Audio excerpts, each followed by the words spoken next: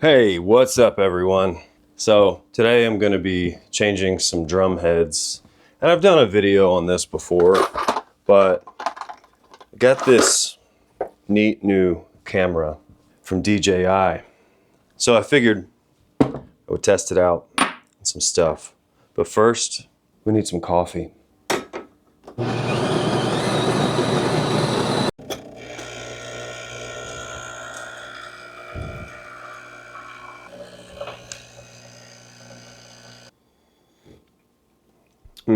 Yeah, all right, so I'm gonna be changing some drum heads. But I wanted to hit on something. This is kind of real specific about drums. So if you're not a drummer and you care to learn something real specific, here you go. So these are the Gibraltar rim mounts. And so DW drums specifically, most drum companies, they have their own proprietary mounts, but you can get these universal mounts. So I've had this collector's kit for, gosh, I got it in like 2003, 2004. I'm kind of dating myself a little bit. And anyways, I love this set so much. There's nothing like it. I love it. But the mounts, the suspension mounts over the years of touring, well, they got some wear and tear. Like these rubber things kind of like started to flake and all this. Anyways, so I decided a few years back to get these universal mounts. And what you do is you just take the piece of hardware, the actual mount piece off of the suspension plate and put it on this universal plate.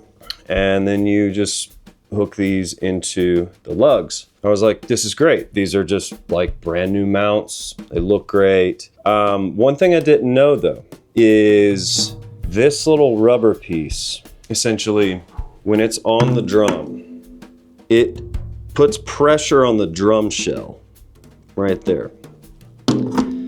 And maybe if you know like the science behind it and all this, please comment below and share your infinite wisdom with me of why this is the case. This rubber piece putting pressure on the wood, on the finish of the drum, just took the life out of the drums. And I'm talking about rack toms. So these are mounted toms. From time to time, I will use my 13-inch rack tom and put it on a snare stand just for that like 13, 16 situation, or 13, 14, 16. I felt pretty dumb because for the longest time since I got these universal mounts, I'm like, my drums aren't sounding great anymore, just naturally. Like, tune them up, they should sound beautiful. And it just wasn't cutting it. And so I couldn't figure it out until I basically kind of lifted the drum off of this butt plate or whatever you want to call it, and they just immediately sang again, like just kind of suspended in air. So it was a sad day to find out that these simple, very useful universal mounts were just making my really nice drum kit not sound really nice. So after a very long time of just kind of putting up with it, I scoured the internet for manufacturer like original DW suspension mounts for my 10-inch, 12-inch, and 13-inch rack toms. And you might also be saying, why do you have 10, 12, 13, 14, 16 toms? Well, when I bought this kit from the collector, it was their personal kit that they had made with John Good at DW and Johnny Craviotto, rest in peace. When I got this kit, that's how it was built. 10, 12, 13, 14, 16, 22 kick with a matching private reserve Craviotto DW snare. So it's a very special kit to me, and I would love, a few other different styles of kits. Maybe I definitely have my eye on like a Ludwig 13, 16, 18 with a 24 kick, but 3-ply shells. I would love something like that. Also something vintage would be super awesome. I've had some vintage stuff, had some Rogers stuff, but yeah, these DWs just do everything for me. And so that's why I continue to, keep them up. That's why I continue to figure out things. So I won't say don't buy these universal Gibraltar mounts, because I don't know if your Yamaha, Pearl, Tama, Gretsch, Ludwig, CNC, Craviotto, you name it. I don't know if the same thing would happen with this pressuring on the shell. I just don't know. So unfortunately, it was trial and error for me, but hopefully this little nugget helps you. But let's get on to just changing some drum heads, and I'm just gonna share like a few pieces of my knowledge of tuning and kind of prepping the drum heads for changing them out. And these are all Remo coated drum heads, and I'm just replacing, putting coated Emperors on all the toms and a Power Stroke 3 coated on the kick drum, just the batter sides. Also, it's backwards, but write the date on the drum head. Just, if you use Remo specifically, there's a nice little doot. Just write the date. That'll help you out. Yes, I know this says July, so it's been like 6 months. Literally 6 months yesterday, I guess, math, since I've changed these, which I typically don't go that long, but they're not terribly worn. I just wanted to get a fresh set of skins on the kit. Pro tip, which I think I said this in my old video about changing drum heads, but get yourself a bit and a drill. This is a Evans drum lug bit, so it perfectly fits drum lugs. The good part about this is you can take drum heads off super fast. You can also put drum heads on much faster than normal, but be very careful with a drill, because you could just crank it down. Probably put it on position 1, a slower position, and just, if you're using this to tighten the lugs back, the tension rods, just be careful. But taking drum heads off, it's super useful instead of, doing this for an hour. See how fast that was?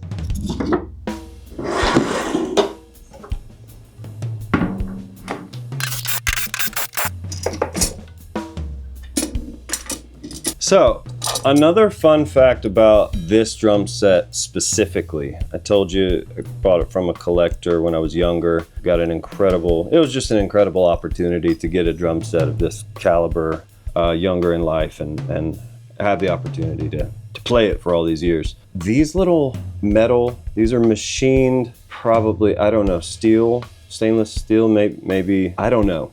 It's metal. The tension rod goes through it. And these are triple flange tubes, just standard DW triple flange tubes. I mean, like a lot of drums out there. But that machined piece goes between the tension rod and into the hoop. And so the cool thing about it is what they do is essentially take a triple flange tube and they expand the pressure on every lug area to essentially be more like a die cast tube. So you're gonna get more pressure down at each lug position, each tension rod position. So it's kind of the best of both worlds with triple flanged and die cast. I don't know of any other drum manufacturers that are machining pieces like this or have pieces like this that kind of bridge the gap between the triple flanged and die cast. So that's just another fun little fact. It's really cool to have something like that because it makes a huge difference tonally. And they're not on the bottom, they're just on the top. Of course, they're not on the kick drum because of the claws on the hoops. I don't think that would really be possible, but all the toms and the Craviotto snare, they all have these machined pieces of metal that kind of make like a triple flange die cast tube. And if I don't want to use them, I just take them off. And then the drums are a little, I don't know, a little more open sounding, but with these on, I've just definitely noticed over the years that they're just the slightest change can make a big difference. It's really cool. I'm very grateful to have little tools like this to use. Anyways, let's move on.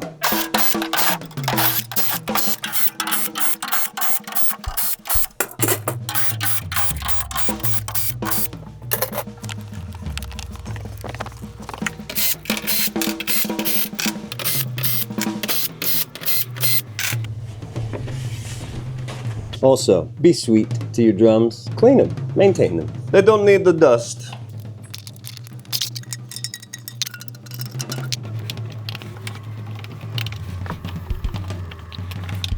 All right, so we have the drum heads. Just don't forget that little tip I told you. Write the date right there. So we're gonna do that. All right, another pro tip for you. With these Remo coated heads, slap the drum head on the drum, tune it up, it'll sound great. But drum heads always want to break in, they need to break in. So with these Remo coated heads, you take the drum head and you just break the collar around the head. Not break, but I'm sure that sounded pleasant. When doing that, it just helps the drum head break in much quicker so you can tune it more efficiently and just get on with playing. So I'm gonna break all the drum heads in and then we'll move on to the next step. My fingers are already tired.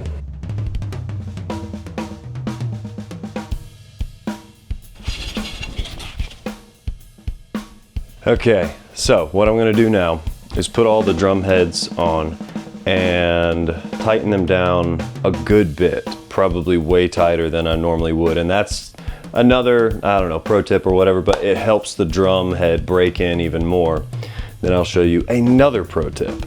And again, just remember, and again, just remember, if you are using a drill with a drum tension rod bit, be very, very careful.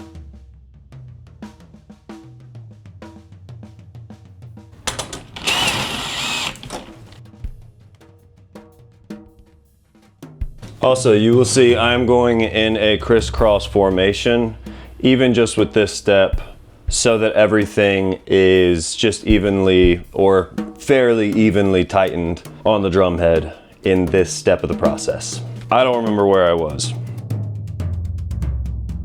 Also, insert like a baby pro tip. When you put the drum head on the drum and it's sitting over there, just kind of breaking in, it's tighter than normal, and you hear cracks and snap, crackles, and pops, everything's fine. So it's cool. It's just breaking in. The collar is just kind of settling in a bit. All good. All right, and also just one note. I will not be using the drill for the kick drum. It's just because it's a big drum and it's got the hoops and it's just a bit of a slightly different process. I will also not be doing the next pro tip on the bass drum either, just because I personally just don't think it needs it. But you'll see what the next pro tip is. Just hang with me. So, just a couple drum keys for the kick drum. Now, I am going to over tighten this kick drum a bit and just let it break in a bit as well, just for clarity's sake.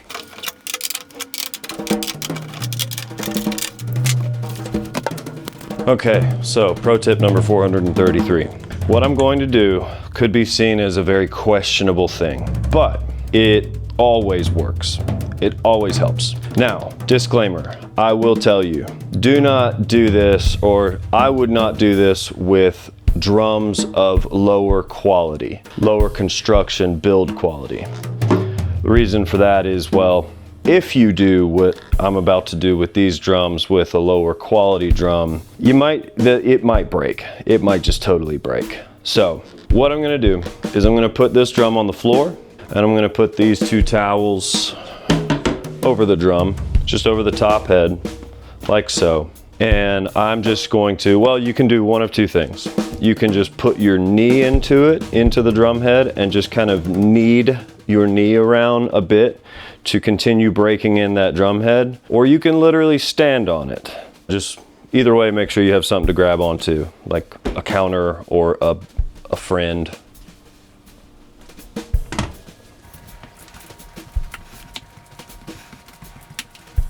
So some people would say that what I just did was absolutely Looney Tunes. What are you doing? Why are you putting, you know, that much weight on a very nice drum? But hey, these drum heads are very tough, as we know as drummers. It takes a lot to, well, break them. Drum heads are tough. The parts of these drums are very high quality. They're tough, they're rough, they're built to be hit and not abused, but loved heavily. So anyways, what I'm gonna do now is take the drill and loosen all the drum heads again, and then we'll go on to the next step of starting to tune everything. I think that's where we're at. We'll see. But yeah, moving on. You all may be wondering, what resonant heads are you using, Travis? Oh, controlled sound black dot on all the toms. And yeah, I just like it. There's a little more, well, literally a little more control in the tuning aspect with these drums specifically on all the toms. So, and sometimes I do use the controlled sound black dot on top, clear of course, and that'll just give me a little more attack. Depends on how they're tuned though, you know, but all around heads, for really any genre, anything from jazz to hard rock, anything in between. The coated heads, the coated emperor, even coated ambassador, they just do a great job. So I'm a big fan of those and big fan of the controlled sound on the bottom.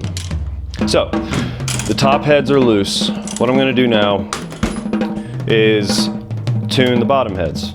So I haven't changed anything from where these heads were, but I'm just gonna loosen them to where they're barely loose. Then I'm gonna start tuning. My default tune on the bottom head is to take the bottom head, and I'm not gonna say like a chromatic half step, half fourth of a step or anything like that, but I typically do start with the bottom head just tuned slightly higher than the top. Sometimes I tune it back down evenly. Just depends on the overtones, what we're getting, you know, how the wind is blowing, where Santa Claus is at the North Pole, things of that nature. So what I'm doing is just taking, with the bottom head, 2 drum keys. So I've finger tightened these. Now I'm just going back to where I started, and I'm just gonna do like quarter turns. So I'm just doing, you know, real small turns here, just to see where my heart leads me. Okay, so I'm gonna take one of these towels again. Actually, I'll just take both. I'm gonna set the drum on there so there's just a little less of an overtone. Okay, so after I feel that everything, it feels even, the tension feels even, I'm gonna go one more quarter turn on each tension rod, each lug. This might be too high, I don't know. Just depends on how all 5 toms work together, just cohesively. So what I'm gonna do now is take this hand and this drum key. I'm gonna take any one of my 5 fingers on this hand, or a few fingers, whatever, and I'm just gonna place it in the middle of the drum and tap around each tension rod. My goal here is to just get even tension at every lug position. This one's higher than this one. I'm gonna go up a little on this, down a little on this.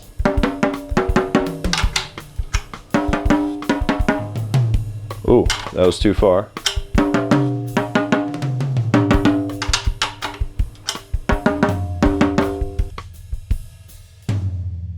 I'll probably fast forward a bunch of this so that you don't have to hear ding ding ding ding ding ding ding ding ding ding ding ding. Okay, now I'm gonna do this to the top of the head as well. So every lug is loose right now. Make sure it's sitting well. Basically finger tighten. That one was ready to go. Sounds like a drum.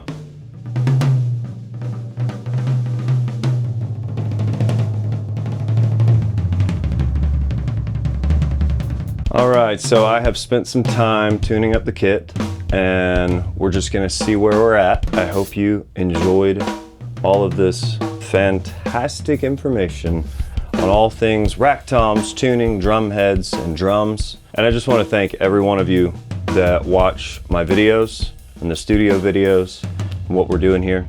I appreciate you guys so much. Look forward to talking to you in the next video.